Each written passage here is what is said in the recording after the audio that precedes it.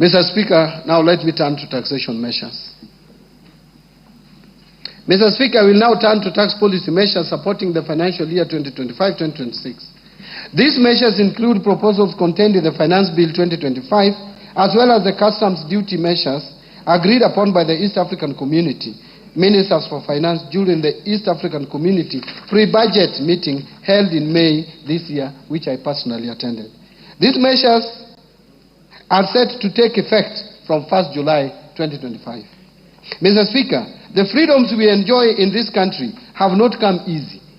In the last couple of years, Kenyans have spoken clearly and loudly on the desired direction in development of policy and governance of taxation. In 2023, the minority side in Parliament, supported by the efforts of the then ODM chairman, protested against the Finance Act of 2023.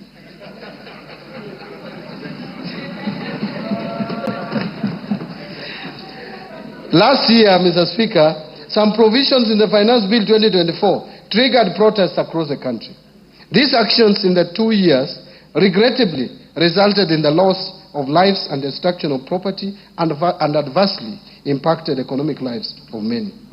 In the remembrance of our fellow Kenyans who lost their most precious lives during these protests, allow me, Mr. Speaker, that we observe a minute of silence in their remembrance. Will you be upstanding?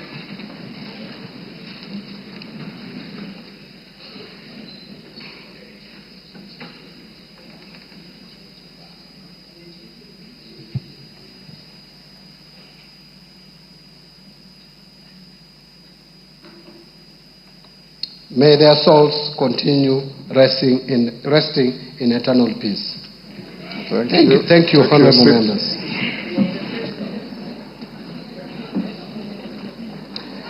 Mr. Speaker, no life should be lost and no property should be destroyed again. The message from Kenyans was clear. Since I took office at the National Treasury and Economic Planning, I assured Kenyans that we shall strive to reduce tax burden. In this respect, the Finance Bill of 2025 has neither proposed new taxes nor raised any tax rates. Instead, we have chosen to enhance tax revenue collection through administrative reforms by simplifying and streamlining tax laws to make them clearer and easier to implement, thereby improving taxpayer compliance. The process also involves rationalization of tax expenditure to enhance equity and fairness.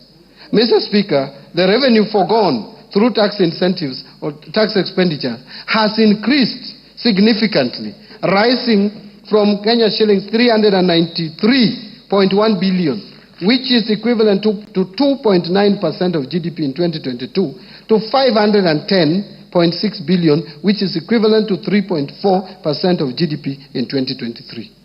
To reverse this trend, the Finance Bill of 2025 proposes reforms to rationalize tax expenditures so as to promote equity, fairness, efficiency, and reduce distortions within the tax system.